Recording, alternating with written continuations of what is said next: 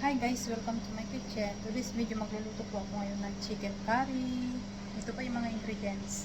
Meron tayong chicken thighs dito guys. Binabad ko na siya ng paminta, garam masala, curry powder, garlic powder, at saka yung ating turmeric. Meron din tayong nata.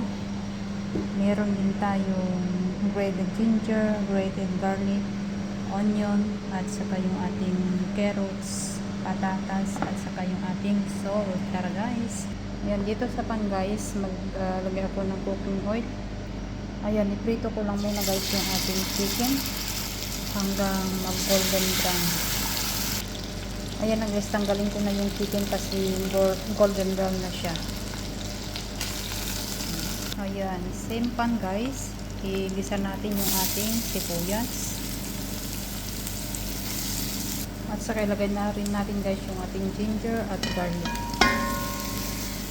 At saka natin ibalik yung ating prinitong manok. Then mix natin siya guys. Magdagdag lang ako ng turmeric powder. At saka yung ating curry powder. Then mix natin ulit siya guys. Then takpan natin, simmer natin ng 5 minutes.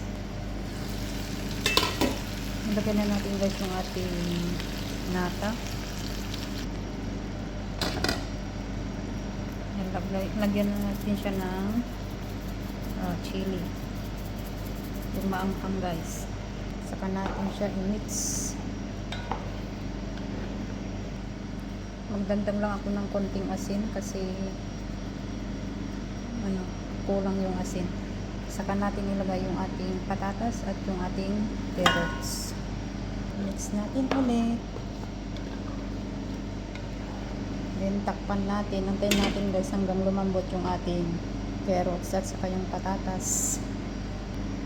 Ayan, tikman natin guys kung okay na yung ating chicken curry.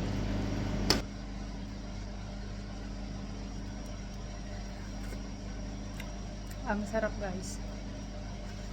Sakto lang yung timpla, yung anghang, at saka yung lapot ng kanyang sauce. Ayan lang guys yung ating chicken curry. Luto na po siya guys. Sana po nagustuhan ninyo yung aking video. And don't forget to subscribe. Bye bye.